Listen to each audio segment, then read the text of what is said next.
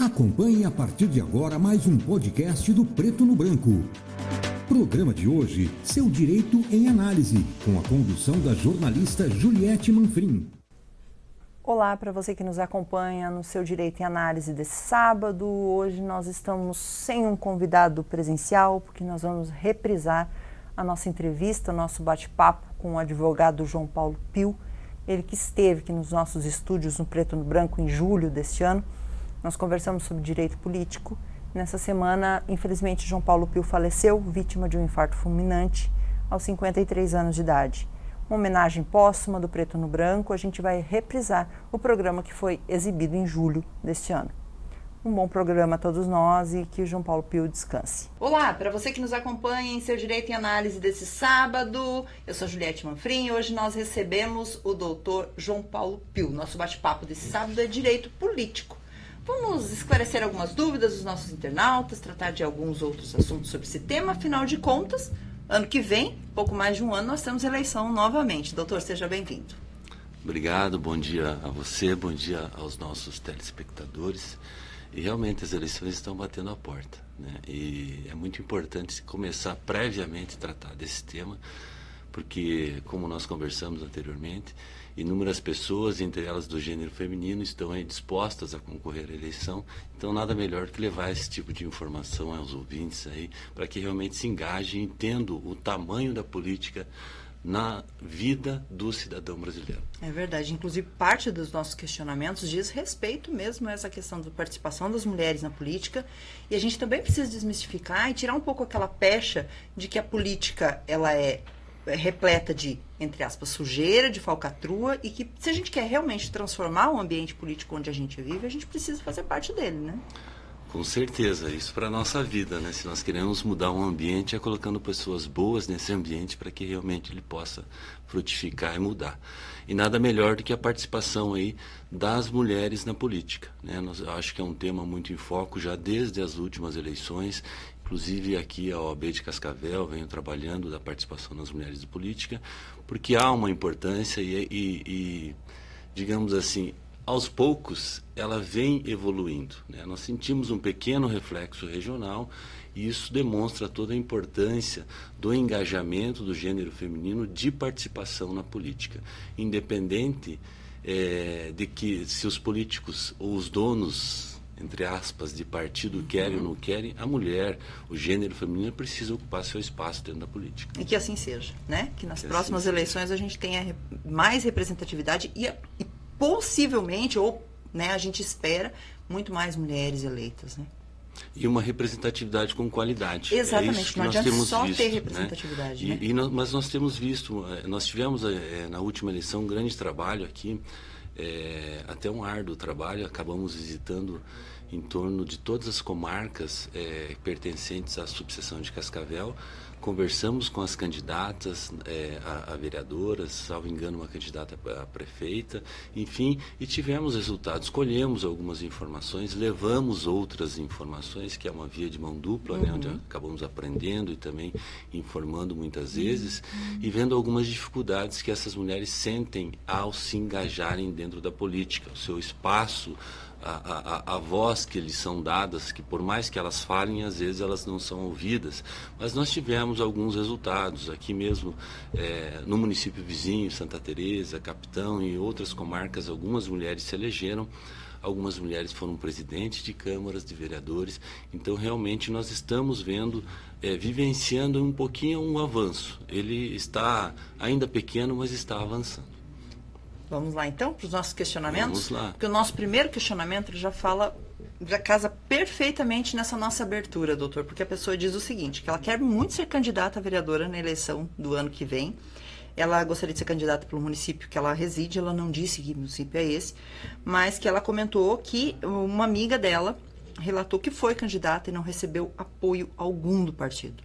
Ela gostaria de saber como é que ela faz para preventivamente já garantir esse apoio do partido político. Bom, primeira coisa é não se filie nesse partido político. Boa, né? Perfeito. Nada que nós buscamos como projeto, ele demanda estudo. Aliás, tudo demanda estudo. E eu penso que ela deva haver quais são os partidos que ela tem no seu município, quais são os partidos e as ideologias que mais se coadunam com a sua ideologia pessoal, enfim, e aqueles partidos que efetivamente valorizam a participação do gênero feminino. Isso é muito importante. Busque esse tipo de informação, tá? Não achando, veja o que mais se aproxima daquilo que ela pensa e procure ocupar espaço, mas não deixe isso para depois, desde já comece a ocupar espaço na sua comunidade, no local, na sua vizinhança. Eu não sei o tamanho da cidade que ela reside, mas ocupe esse espaço, comece a participar um pouco mais da vida pública da sua cidade. Vá até a Câmara dos Vereadores, conheça a sua lei orgânica municipal, que nós chamamos de Constituição do município, veja como é elaborado. Talvez, eu não sei qual o cargo que ela almeja, mas provavelmente nas próximas eleições será um mandato de vereadora.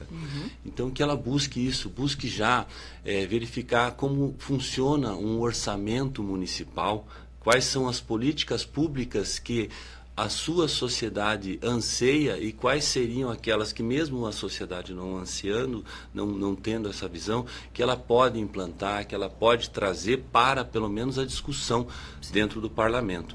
Então é se informar, buscar se aproximar no povo para realmente conhecer quais são os anseios, as necessidades e entender como funciona ali os trâmites de um projeto legislativo, para que realmente ela possa ter além da sua participação, uma participação qualitativa dentro da política local que ela almeja. Ótimo, perfeito. Fica a dica. Eu acho que isso já serve para esclarecimento para um monte de gente que tem muitas dúvidas sobre essa relação de apoio, de acompanhamento do partido, porque a gente ouve falar sempre muito, foi lá só para preencher cota. E a gente vai falar daqui a pouquinho dessa cota. Isso está se tornando um risco. A gente vai falar aí mais para frente das cotas, mas a gente teve um grande exemplo em Cascavel, mas depois a gente entra nesse Exatamente, assunto. Que sirva como exemplo efetivo também, né? O próximo questionamento fala também sobre essa questão da participação das mulheres na política, porque nosso internauta disse o seguinte, na última eleição, meu partido político, então ele deve ser filiado a esse partido, chamou mulheres apenas para o preenchimento das cotas. Desta vez estão se articulando para fazer isso novamente, já vislumbrando a eleição do ano que vem. Ele gostaria de saber como é que ele faz para denunciar uma situação como essa e como é que ele faz para provar uma situação como essa. Assim, nós temos alguns canais de denúncia, tá? Até o próprio TRE, o TSE... a própria OAB, eu não sei qual é o município, enfim, normalmente coloca ferramentas de denúncia para esses pretensos candidatos laranjas, né? Essas mulheres que são candidatos laranjas que é tão combatido. Como se verifica isso? Normalmente esses partidos eles pegam pessoas que vão lá, ensaiam a caça, porque infelizmente não preparam. Esse é outro grande problema dos partidos. Não estou aqui generalizando. Mesmo dentro de um mesmo partido existem locais onde buscam preparar mulheres para participar da política e outros não, realmente só na época de eleição saem à caça, ainda mais agora que nós não temos coligações para concorrer no proporcional, que seriam aí as legislaturas, né? Enfim, que se verifique quais são os atos preparatórios para aquela pessoa ser candidata. Se aquela pessoa ela não se engajou na política, se ela chegou a pedir voto para outros, se ela não teve atos preparatórios realmente para a política, significa que fatalmente será uma candidatura laranja. Outra coisa, gastos de campanha. Quais são os gastos de campanha? Não, mas ela teve os seus gastos de campanha. Mas de que forma foram esses gastos? Será que realmente foram para elas? Isso são coisas que podem ser fiscalizadas.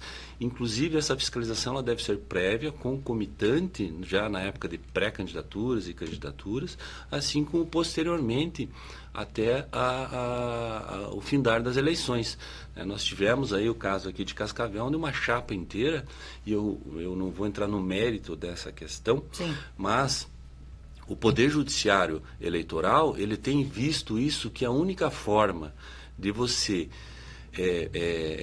inibir que se tem esse tipo de atitude, esse tipo de conduta pelos dirigentes partidários, que é só caçar as mulheres para a composição aí da cota de gênero, é atingir a chapa inteira. Então, a jurisprudência tem evoluído nesse sentido para que os outros candidatos passem a olhar o outro gênero que eles dependem também daquela candidatura. Tem outra visão política sobre a participação daquelas pessoas, porque eles lá na frente correrão o risco de ter todo o seu mandato, inclusive os vereadores perderam já dentro do mandato, perderam o seu mandato. Por quê? Porque ali, segundo o TRE e depois confirmado pelo TSE, houve uma fraude na questão da cota de gênero. Lembrando sempre uma coisa, é 30-70. Não significa que seja 30% do gênero feminino e 70% do gênero masculino. Pode ser 50-50, pode ser 70% do gênero feminino. A lei não estipula qual é o gênero, mas coloca um mínimo para dividir os gêneros. E lembrando que se a mulher também, se ela se propôs a participar de um processo como esse, ela também vai responder criminalmente por conta disso, né? Ela pode responder, pode vir a responder. Claro que a análise deverá ser feita diante do caso concreto, mas ela poderá vir a responder. Se realmente ela tentou participar e houve ali uma coibição do próprio partido para que ela não participasse, ela não teve apoio, isso ela pode vir a denunciar. E digo mais aí à nossa colega, se ela tem algum tipo de indicativo, faça a denúncia, provoque aí o Ministério Público, a própria Justiça Eleitoral, para que ela faça averiguações. Se efetivamente aquela pessoa teve atos de campanha, foi ao seu Facebook, pediu voto, conversou com as pessoas, expôs ideias que ela quer trazer para dentro ali do seu local político. Isso são indicativos de que efetivamente ela está ou não está participando, se realmente ela é uma candidata ali só para preencher cota de gênero. O nosso próximo questionamento, doutor, fala justamente sobre isso, que a pessoa gostaria de mais esclarecimentos de como é que funciona a política de cotas dentro de um processo eleitoral. Só vale para mulheres, para homens? Não. Hoje nós temos cota de gênero, na realidade, né? Então, gênero feminino, gênero masculino, é assim que a Justiça Eleitoral tem dado a interpretação legislativa. E como eu disse, é no mínimo 30% de um dos gêneros, não importa qual seja o gênero. E vai mais além, né? Uma decisão, salvo engano, do ministro Lewandowski, na época, entendeu que essa cota ela deveria se refletir também na questão do financiamento de campanha. Então, o fundo eleitoral e o fundo partidário, que tem gastos destinados a campanhas políticas, também deverão respeitar essa mesma cota de 30% para cada gênero que foi eleito ali no registro das candidaturas. E isso, nas prestações de contas, deverá ser comprovado. Então, isso é mais um fato que você pode fazer as averiguações.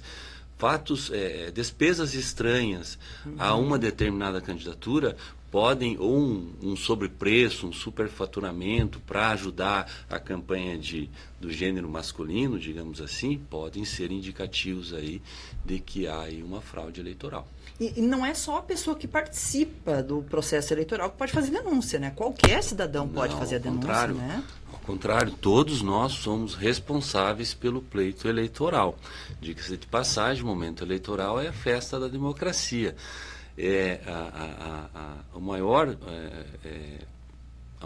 baluarte da democracia são as eleições. Nós temos todo o poder, já nos primeiros artigos da Constituição, diz que todo o poder emana do povo, e esse poder será exercido através aí de seus representantes. E esses representantes é justamente o poder legislativo, ou o poder executivo através dos seus eleitos. Então, cabe sim ao povo para que ele faça efetivamente essa verificação.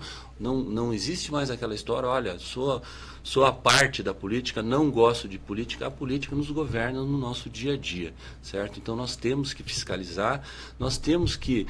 eu sei que às vezes é difícil quando aquelas pessoas candidatas, a cada 4 anos vem conversar com a gente, mas é importante que nós ouçamos algumas pessoas e verifiquemos se efetivamente elas estão buscando a melhora da política, do ambiente político, porque é o ambiente político que vai gerar aí uma estabilidade melhor na nossa democracia, na nossa nação e nos nossos avanços. E digo mais, a questão da participação da mulher dentro da política ela é importantíssima. Vários levantamentos demonstram que parlamentos com um número maior de mulheres trazem políticas públicas de melhor qualidade, certo? A mulher tem uma outra visão, ela traz dentro de si uma outra visão diferente do homem. Não estou dizendo que o homem não seja importante, mas essas duas visões, esse pluralismo, com certeza influencia para melhor dentro da política brasileira. A gente precisa mesmo dessa pluralidade, né? Com certeza. A gente precisa ampliar. Necessariamente, o Paraná não é necessariamente um exemplo de representatividade feminina, né? Nós, como eu acho que nós já conversamos, o Paraná foi o último estado da federação a enviar ao Congresso Nacional uma representante do gênero feminino. Mas ainda está em tempo de mudar e a gente pode mudar isso. A gente tem avançado, né? Vamos avançar. Vamos continuar avançando, né? Nosso próximo questionamento, doutora, diz o seguinte: a pessoa gostaria de saber que até quando ele pode se filiar a um partido político para concorrer nas eleições municipais de 2024? Olha, a legislação preconiza que você, até 6 meses antes, normalmente ali em abril, você tem que estar com a sua filiação definida, assim como o seu domicílio eleitoral definido, certo? Então, em tese, seria isso. No entanto, contudo e porém, deverá se tomar um cuidado, porque a legislação deixa também aos partidos e aos seus estatutos que podem reger para mais, não para menos. Diminuir de 6 meses não pode, mas pode aumentar. Se lá dentro do estatuto do seu partido, aquele qual você se filiou, previa 1 ano, então você tem que estar com 1 ano antes. Então só esse indicativo, essa dica de que tome um certo cuidado na questão da filiação e também olhe o estatuto do partido ao qual pretende se filiar. E também não é interessante que fique muito em cima da hora, né? Até para começar um processo, né? Para que essa pessoa trabalhe junto com as suas bases no partido, é importante que faça isso o mais rápido possível, né? Assim, a gente talvez fale um pouquinho de candidatura avulsa, né? Ali, acho que tem uma indagação sobre isso. Tem sim. Mas assim, você tem que conhecer o partido. Então é bom que você já esteja há mais de 1 ano filiado, veja as estruturas, crie uma estrutura de apoio, né? Eu não sou contra partidos, até concordo lá com o ouvinte que enviou, enfim, aquela pergunta, mas entendo que cabe candidatura avulsa e também cabe a candidatura partidária. E o partido tem a sua estrutura e por isso que muito se discute, olha, o mandato é do partido no Poder Legislativo, enfim. Entendo que sim. Por quê? Porque o partido, desde que seriamente investiu naquela candidata, criou uma estrutura, deu um apoio político, reverberou essa candidata para a sociedade, para que efetivamente ela se exponha, seja conhecida, leve as suas ideias, participe de embates políticos dentro daquele local onde ela quer ser candidata. Então, nada melhor do que quanto mais cedo você estar filiado ao partido, você conhecer como funciona esse partido, quais efetivamente são as ideias de políticas públicas a serem desenvolvidas, é de suma importância. Então, não basta deixar para... Claro que ali no final, enfim, há todo um desenho político partidário que alguns acabam trocando, né? Hoje, quando foi feito essa mudança, porque antigamente era 1 ano, chamaram de janelinha, enfim, que pode se trocar 6 meses antes, mas é bom você já estar pelo menos 1 ano, 1 ano e meio, 2, conhecendo a sociedade, conhecendo o ambiente que você vive e também o ambiente político partidário para que você seja e obtenha apoio na sua candidatura. E lembrar também que a pessoa que se elegeu por um partido, ela não pode simplesmente no 2º, 3º mês de mandato trocar de partido, porque ela vai perder. Existem algumas chamadas justas causas, né, que estão previstas na legislação que permitem, né, mas aí é outra discussão, mas normalmente você vai terminar o mandato naquele partido, especialmente no Poder Legislativo, né? Os parlamentares aí são ligados aos seus partidos de origem, os partidos que os ajudaram na eleição. Perfeito. Nosso próximo questionamento, ele é bem espinhoso, porque a pessoa diz o seguinte, doutor, que ele concorreu às eleições passadas, que a prestação de contas da campanha dele, ela ainda não foi aprovada no TRE. Ele diz que ainda possui pendências no Tribunal Regional Eleitoral, enviou todos os documentos, mas que o processo está lá parado. Ele gostaria de saber, se não resolver até a eleição, até o período de candidatura do próximo ano, ele pode concorrer às eleições?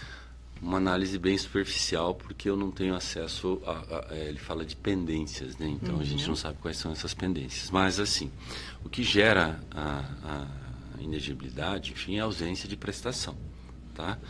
A prestação de contas, ainda mais não julgadas, fatalmente não vão vedar ou retirar dele elegibilidade. Ele vai poder concorrer, tá? Porque, pelo que eu entendi, existem algumas discussões documentais, enfim, talvez isso, mas isso não vai retirar dele a elegibilidade. Ele vai poder concorrer, porque as prestações de contas ainda, ou seja, não foram julgadas, ele não se ausentou de prestar a conta, então não vejo óbice. Aliás, uma outra colocação, observação aqui. Se eu for candidato, não me eleger, ou fiquei suplente, enfim, eu tenho que prestar contas. Uhum. Se eu fui candidato durante uma semana e desisti da minha candidatura, eu tenho que prestar contas. A ausência de prestação de contas aí cria alguns impeditivos, não estou dizendo que gera inegibilidade, mas cria alguns impeditivos documentais para que a pessoa posteriormente possa participar do próximo pleito eleitoral. Uhum. Então, todas as pessoas que se registraram, tiveram seu registro de candidatura deferidos, fatalmente ele terá que prestar contas desse pequeno período aí eleitoral. Essa pessoa em específico, o ideal é um aconselhamento jurídico, um acompanhamento jurídico? Eu aconselho que, apesar que se ele está com uma discussão de prestação de contas, ele já deve ter um acompanhamento jurídico. Se não o tem, que o faça, né, para que algum advogado especialista da área cuide do seu caso, para que ele possa e não tenha problemas agora no pleito que se avizinha já o ano que vem. Correr contra o tempo, né? Nosso próximo questionamento é justamente sobre aquela questão das candidaturas avulsas. Nosso internauta gostaria de saber por que pessoas que não querem ou não estão filiadas a um partido político não podem concorrer nas eleições. Pois é, amigo. Como que é o nome dele? Não mandou o nome pra gente. Eu lhe devolvo a pergunta. Por quê? Por quê, né? Enfim, a Constituição Federal, no artigo 14, ela traz lá as condições de elegibilidade. Lá no parágrafo 3º, existem algumas condições, e entre eles o inciso 5º, está lá na Constituição, inciso 5º do parágrafo 3º do artigo 14, que uma das condições é estar filiado a partido político. Esse é o motivo. Certo? Só por isso? É por isso. Eu acho muito difícil essa mudança, mas já discutimos isso, inclusive, dentro de comissão de direito eleitoral, já aventamos isso para que se faça uma reforma. Volto a frisar, não tenho óbice nenhum a partido político, mas também não tem óbice nenhum às chamadas candidaturas avulsas. Como eu disse, se o partido te apoia, te dá uma estrutura, te dá uma visibilidade, ele tem todo o direito de pleitear a tua vaga lá, se você sair do partido, enfim, e não houver uma justa causa. Agora, também nada deveria ser óbice a eu falar, olha, vou ser candidato, não gosto de nenhuma ideologia ou desses partidos que aqui estão, apesar do grande número de partidos. Nossa, e quero lançar minha candidatura avulsa. Aí eu devolvo a pergunta, por que não? Certo? Se eu vou poder fazer a minha campanha solo, digamos assim, eu vou ter lá os meus colegas, meus amigos, aquelas pessoas com quem eu converso diariamente, que podem vir a me apoiar, me ajudar na campanha, me ajudar com recursos financeiros, enfim. Não vou ter fundo partidário, não vou ter fundo eleitoral, mas por que não? Certo? Até para se contrapor um pouco e fazer um pouco os partidos, a hora que eles olharem algumas pessoas em candidaturas avulsas que de repente comecem a chegar dentro do ambiente político e com outra visão de debate, talvez os partidos comecem também a ter um pouquinho de visão, a começar a devolver um pouco mais para os seus filiados e, enfim, para a sociedade, uma visão um pouquinho mais aguçada no efetivo debate de políticas públicas. Então eu vejo que seria um contraponto muito interessante você poder ter candidaturas avulsas. Quem sabe, né? Quem sabe? Acho difícil porque isso demanda um projeto de lei, uma emenda constitucional no Congresso Nacional. Que muito provavelmente não passaria. Provavelmente os caciques partidários não deixariam. Mas, como eu disse, nós temos uma representatividade democrática indireta pelos parlamentares. Sim. Certo? Mas nós também temos alguns modos de representatividade democrática direta, né? Aí nós temos lá o plebiscito, nós temos outras ferramentas e entre elas aí os projetos de lei de iniciativa popular. certo? Aí teríamos que verificar algo do gênero, se cabe uma emenda constitucional, se não cabe, isso é uma discussão, enfim, mas pelo menos a provocação, né, para que efetivamente nós pudéssemos aí, quem sabe, forçar um pouquinho mais uma mudança na Constituição, uma emenda constitucional, para que nós pudéssemos aí ter a tão almejada, porque esse debate não é de hoje, não, né, da candidatura avulsa. Mas concordo plenamente com ele. Devolvo-lhe a pergunta, infelizmente, por que não? Porque, do seu ponto de vista, doutor, essa quantidade de partido político que a gente tem no Brasil, é positivo ou não é tão positivo assim? Não é. Assim, a história demonstra que não é positivo, né? Infelizmente, eu não lembro hoje quantos, 33, 35. É porque tem uma fusão, vez ou outra tem fusão, 3, 4 partidos. E tal, e já tem acho que 70 lá com pedido de registro TSE, enfim, que eu acho que não vai passar tal. Mas nós estamos assim, nós criamos algumas cláusulas de barreira aí nas últimas mini-reformas eleitorais, foram criadas que até 2030 é para ter uma diminuição de partidos, aqueles que não conseguirem candidatos ao Parlamento Nacional, enfim, tem uma série de cláusulas de barreira. Mas eu não vejo como salutar, né? Porque muitos partidos, na realidade, viram um balcão de negócio. Fisiologismo puro, né? Enfim, olha, eu te apoio aqui, mas eu quero isso, eu quero um cargo aqui, eu quero cargos, se não de primeiro escalão, dependendo da força do partido, segundo, terceiro escalão, enfim, não vejo. Eu vejo como impossível você ter 33, mais de 30 ideologias diferentes dentro do país, enfim, eu penso aí, né? Sei lá, 5, 6 partidos, algo assim do gênero, estaria aí uma representatividade boa de várias visões políticas nacionais. Ótimo. Nosso próximo questionamento, a pessoa fala o seguinte, que a cassação de um mandato, na verdade não foi mandato, né? Porque o ex-presidente já não estava mais, então foi cassação dos direitos políticos, né? Mas a cassação dos direitos políticos, como ocorreu com o ex-presidente Jair Bolsonaro, também tira o direito da pessoa ser filiada a um partido político? Não, filiada não. Pode continuar filiado. Não, filiado não. Não precisa necessariamente... Eu não vi a decisão a fundo, mas filiado não. Filiado, o que tira dele é o direito de concorrer, vai fatalmente vai discutir posteriormente, mas enfim, hoje estaria inelegível. Não sei se ele apresentou algum tipo de recurso, algum embargo, ou se vai recorrer ao STF, eu não sei. Mas se transitou em julgado, hoje, com os direitos políticos cassados, estaria inelegível. Mas um partido político pode continuar, então? Não, pode, normalmente claro. Não tem nada que... Tanto é que ele continua, né? E o nosso próximo questionamento fala justamente também sobre essa questão de se ele pode ou não recorrer. A pessoa ela questiona o seguinte: a cassação dos direitos políticos do ex-presidente Jair Bolsonaro pode ser revertida? Grande pergunta, né? No Brasil, atualmente no judiciário a gente não crava nada, né? Mas, assim, em tese, hoje... Eu não sei se, volto a frisar, eu não sei se ele chegou a apresentar algum recurso ou não, se já transitou em julgado. Mas ele pode, né? Mas pode recorrer, enfim, pode, a última instância sempre é o STF, ele pode recorrer até o STF. Lá na frente, dependendo, o nosso sistema judiciário eleitoral, dependendo da composição que tiver na corte, enfim, há uma série aí de ações que podem vir a ser manejadas lá na frente. Uma rescisória ou algo assim, fato novo, tudo depende, né? Essa pergunta hoje não teria como ser respondida. Em tese, não. Transitou em julgado, está com os direitos políticos cassados, em tese, não poderia. Tá?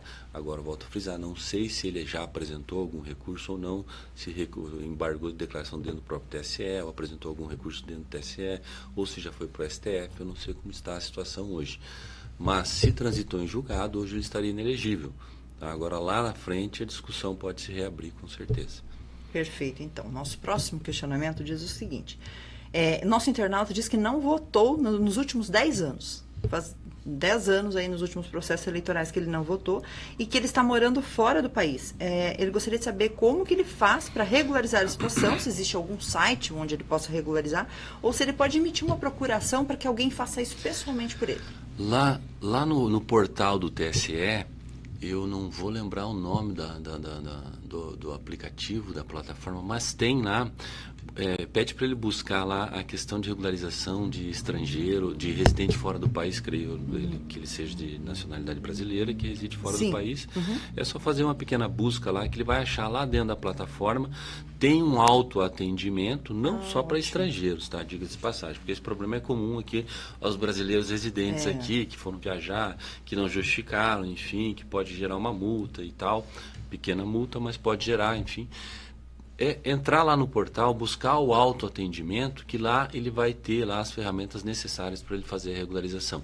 Inclusive com atualização cadastral de endereço, onde ele mora, com pedido para voto no estrangeiro. Tá? Ele pode estar votando lá, não sei quanto tempo ele vai ficar lá, mas ele pode estar voltando e pedindo para poder votar lá, dependendo do local que ele tiver, se tiver lá locais de votação, ele poderá votar lá. Ele pode fazer esse pedido, essa atualização cadastral lá no autoatendimento do TSE. Só não deixe de regularizar, né? É muito importante. Não deixe de regularizar. É isso que eu sempre falo. Às vezes você acabou não votando, a multa é ínfima, enfim. Vai lá, faz um concurso público, quando vai pegar a quitação eleitoral... Exatamente. Né? Barra pequenas ali, né? coisas que barram.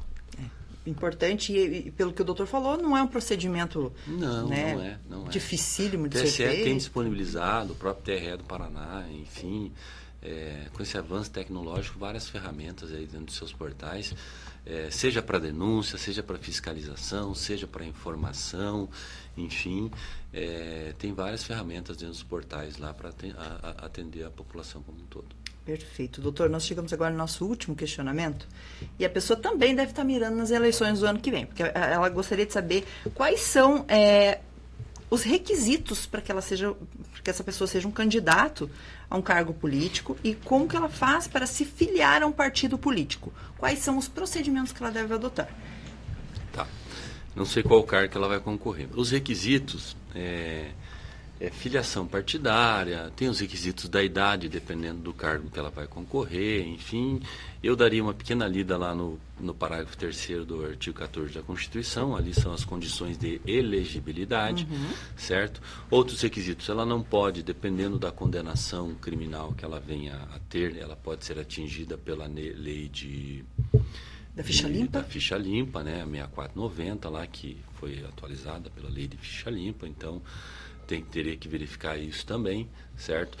Ela tem que estar com os seus direitos políticos liberados, certo? Ela pode ser sujeito ativo das eleições, que é o eleitor, e sujeito passivo, que é aquele que pode ser votado, certo? Então, ela tem que estar com todas essas condições.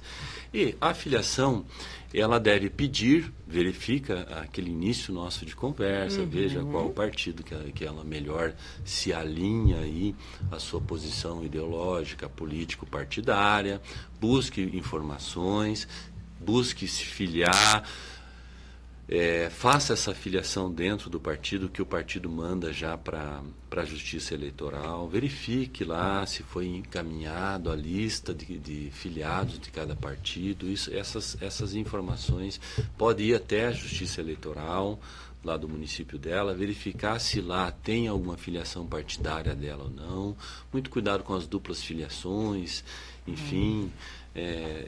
porque lá na frente pode gerar, não vou dizer que vai ser um problema, que vai ser um impeditivo, mas uma pequena dor de cabeça, enfim, né? E tirar às vezes a sua atenção, que deve estar totalmente voltada ou numa pré-campanha ou numa campanha.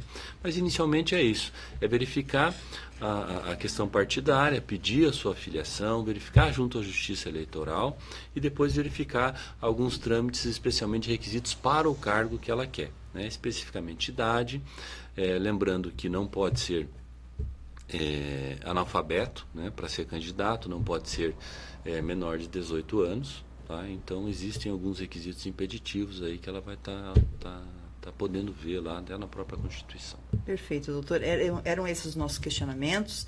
Em pouco mais de um ano a gente tem eleição de novo, a eleição municipal é aquela que, entre aspas, atinge todos nós muito mais de perto, né? Porque é a nossa quintal de casa, exatamente, né? É onde a gente está inserido. Que recado que o doutor deixaria tanto para as pessoas que vão às urnas daqui a um ano, quanto aquelas que gostariam de ser candidatos no próximo ano? Que recado que o doutor deixa para essas pessoas? Eu deixaria para a sociedade como um todo, né? Nós precisamos participar mais da política, certo? Não adianta nós criticarmos, nós temos todo o direito de criticar, né? Enfim, liberdade de manifestação, mas só crítica sem construção não adianta, né? Eu atuo nessa área, no direito administrativo também, e nós vemos, quando nós temos audiências públicas, a dificuldade que é para chamar a população para participar. Então, fica difícil, às vezes, 10, 15 pessoas decidir a vida de uma população porque falta engajamento da própria população.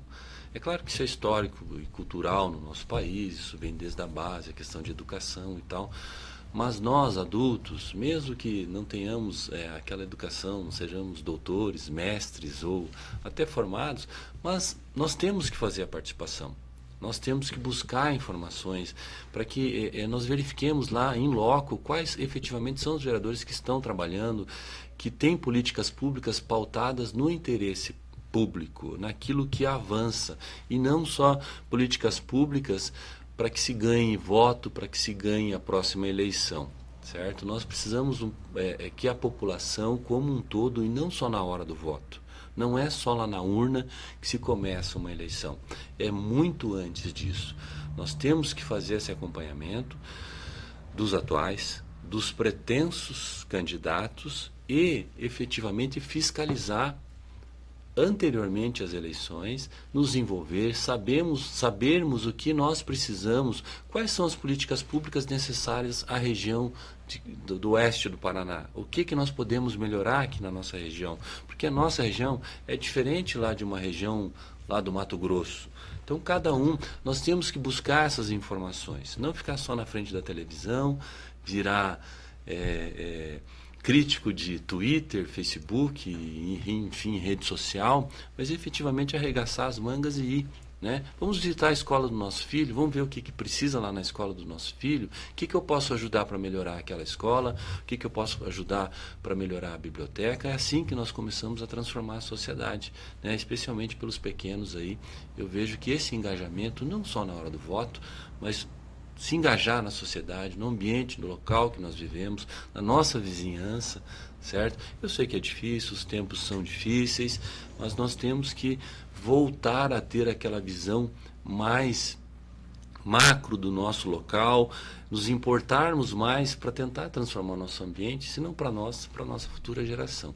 E o voto realmente é importantíssimo. Lá na hora do voto, nós não podemos errar. Mas nós só não vamos errar lá na hora do voto se previamente nós começarmos a ter esses conhecimentos que nós precisamos na hora de votar.